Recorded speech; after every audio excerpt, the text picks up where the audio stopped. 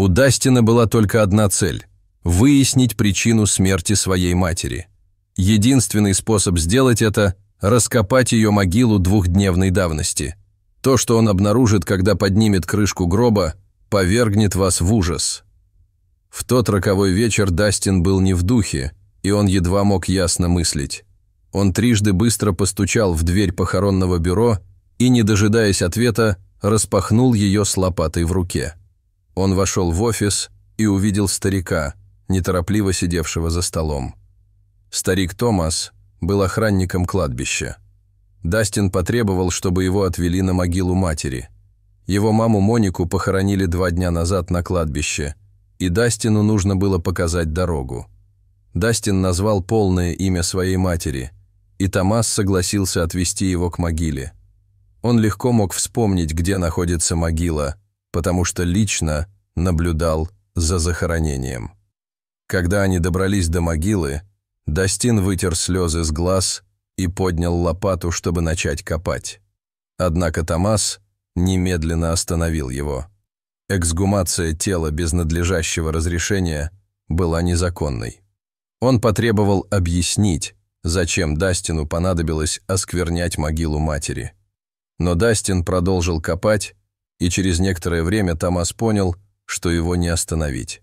В конце концов, он был моложе, и у него было больше сил.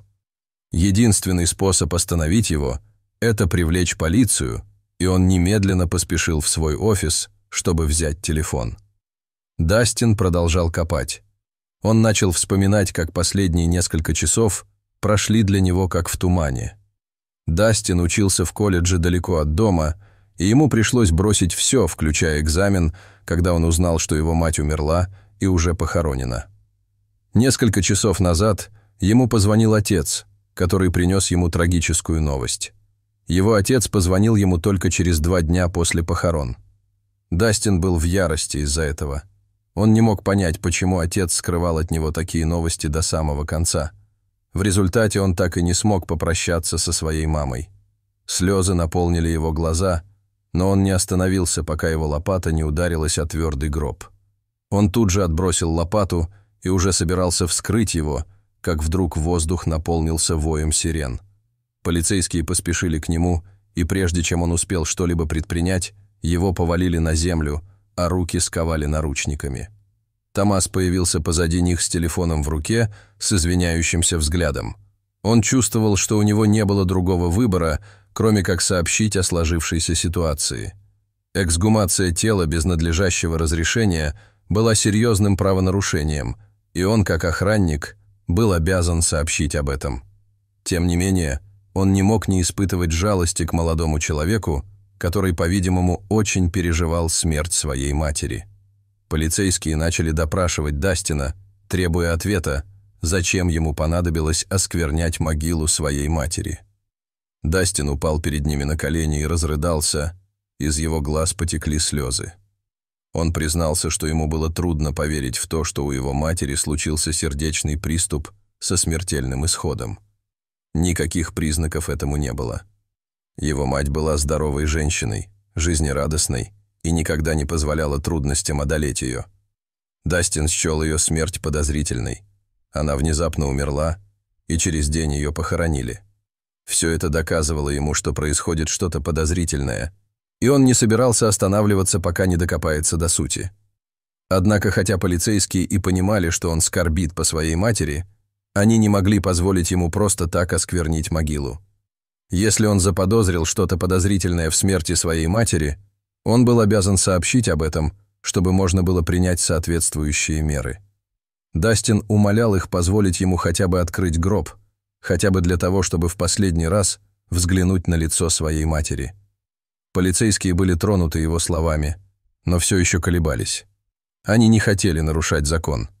Тем не менее, могила была уже вырыта, и оставалось только поднять крышку. Дастин решил, что если он продолжит умолять, они, возможно, позволят ему увидеть маму. Удача была на его стороне. В конце концов, полицейские согласились позволить ему в последний раз взглянуть на свою маму. Он, пошатываясь, подошел к могиле и осторожно спрыгнул в яму. Полицейские стояли рядом, в то время как Томас тоже стоял на краю могилы с мрачным выражением лица. Дастин осторожно взялся за крышку и открыл ее. С тяжелым сердцем он посмотрел на лицо своей матери. Она выглядела такой умиротворенной даже после смерти, и это разбило ему сердце. Переполненный эмоциями, он взял ее руку и сжал. Затем он напрягся, когда в ответ получил пожатие. Внезапно его мать вздрогнула, и ее глаза распахнулись. Ее пересохшие губы приоткрылись, когда она втянула воздух. Офицеры потрясенно ахнули, в то время как Дастин не мог поверить своим глазам. Полицейские немедленно вызвали скорую помощь, и Моника была доставлена в больницу для оказания неотложной помощи. Дастина доставили в участок для дачи показаний. Он не мог понять, как его мать оказалась похороненной заживо, и как врач подтвердил, что она мертва. Все, что с ним происходило, было просто странным, и он с трудом мог это осознать. Но самым важным было то, что его мать была жива. На следующее утро пришло заключение врача, и они поняли, что у нее никогда не было сердечного приступа. Вместо этого они обнаружили в ее теле большие дозы седативных препаратов, и если бы ее не обнаружили в тот день, она умерла бы по-настоящему. Это перевернуло дело с ног на голову, и оно стало рассматриваться как покушение на убийство. Хотя Дастину и разрешили уйти, его предупредили, чтобы он никому ничего не говорил.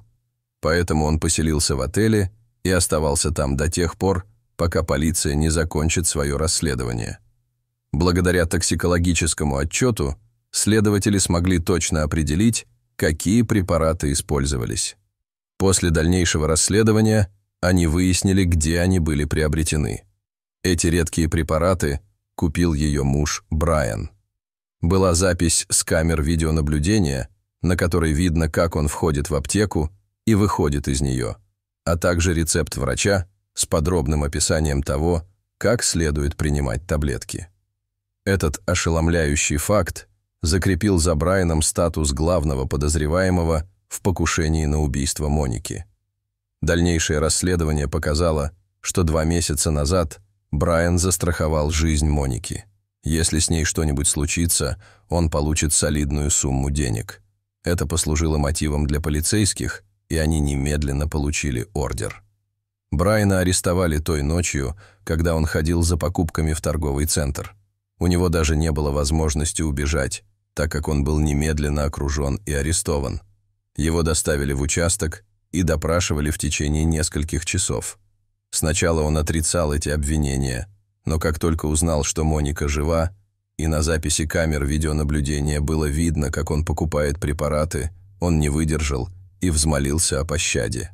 Он сказал, что в его планы никогда не входило убивать Монику, это было крайним средством. Его любовница забеременела и начала требовать деньги. Он любил ее так сильно, гораздо больше, чем свою жену, что едва мог сопротивляться ее требованиям. Женщина разработала тщательно продуманный план, как оформить страховку для Моники, а затем убить ее, отравив ее любимый напиток. Брайан обливался слезами и молил о прощении. Слушая признание отца, Дастин чувствовал, как рушится его мир. Он не мог поверить, что его отец готов был пойти на все, чтобы раздобыть денег для любовницы. Он не испытывал ничего, кроме отвращения, когда его отца, в конце концов, увели в наручниках и посадили за решетку. Через несколько дней ту женщину арестовали, когда она пыталась бежать из страны. Ее также приговорили к тюремному заключению. Позже Монику выписали из больницы. Она гордилась своим сыном за то, что он смог докопаться до истины. Они вместе вернулись домой и попытались привести свою жизнь в порядок. Дорогие зрители, что вы думаете об этой истории? Расскажите, пожалуйста, в комментариях. А если вам понравилось это видео, то ставьте лайк и подписывайтесь на наш канал. До свидания.